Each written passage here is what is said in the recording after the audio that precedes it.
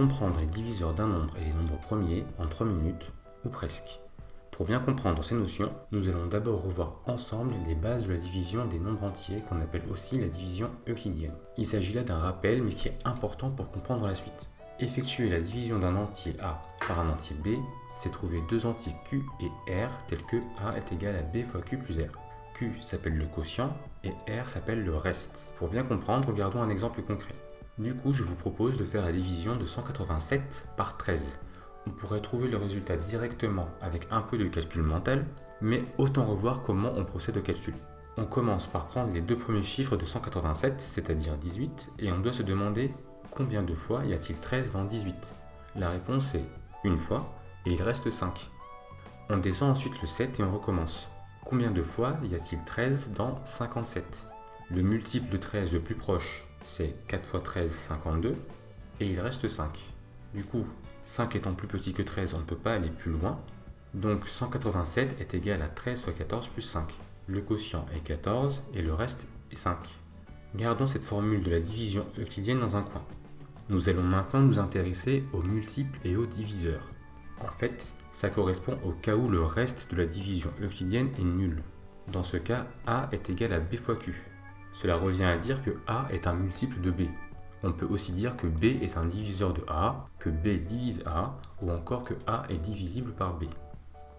D'ailleurs, au passage, on peut noter que si on intervertit B et Q, alors on se rend compte que Q est aussi un diviseur de A. Donc, quand on trouve un diviseur pour A, souvent on en trouve un deuxième en même temps. C'est important à noter. Voici quelques propriétés sur la divisibilité permettant de trouver d'autres diviseurs. Premièrement, tout nombre entier a au moins deux diviseurs, 1 et lui-même.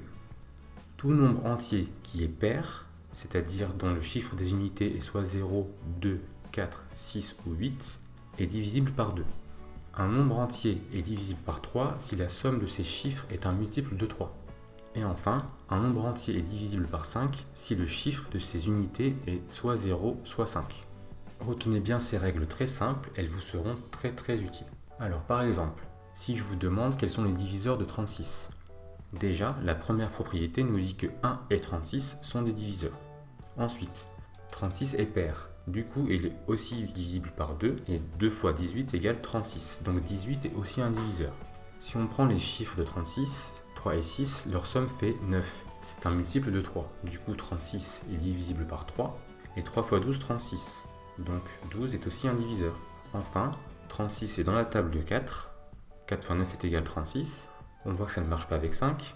Avec 6, on se rend compte que en fait, 6 fois 6, 6 au carré, c'est égal à 36. Et je vous laisse vérifier avec d'autres nombres, mais vous verrez qu'ils ne conviennent pas. Voilà donc tous les diviseurs de 36. Nous pouvons maintenant voir la notion des nombres premiers. Qu'est-ce qu'un nombre premier ? Un nombre est dit premier s'il admet exactement deux diviseurs distincts, 1 et lui-même. Entre parenthèses, on peut donc noter que 1 n'est pas un nombre premier. Ce qui nous intéresse sur le nombre premier, c'est la propriété suivante. Tout nombre entier peut se décomposer en un produit de nombres premiers. Cela nous sera très utile notamment pour simplifier des fractions. J'ai également fait une vidéo dédiée à ce sujet et je vous encourage à aller la regarder dans la foulée. Prenons un exemple. On va décomposer le nombre 135 en facteurs premiers. 135 finit par 5, donc c'est divisible par 5. Et 135 c'est 5 fois 27. 27 est par ailleurs divisible par 3, car 2 plus 7 est égal à 9 qui est un multiple de 3. Et 27 c'est 3 fois 9. Par ailleurs, 9 c'est égal à 3 fois 3. Du coup, on récapitule, 135 c'est 5 fois 3 fois 3 fois 3. On peut réécrire de façon plus simple, 135 c'est égal à 3 à la puissance 3 fois 5. Voilà, c'est terminé pour l'explication sur les diviseurs et les nombres premiers. Je vous propose maintenant de noter et d'effectuer l'exercice suivant. J'ai fait une vidéo explicative de la correction que vous trouverez en description. Pour plus d'explications sur toutes les autres notions du programme, des exercices corrigés et tout ce qu'il faut savoir sur l'orientation, abonnez-vous à ma chaîne YouTube, mon compte Insta et mon compte Facebook. À très bientôt.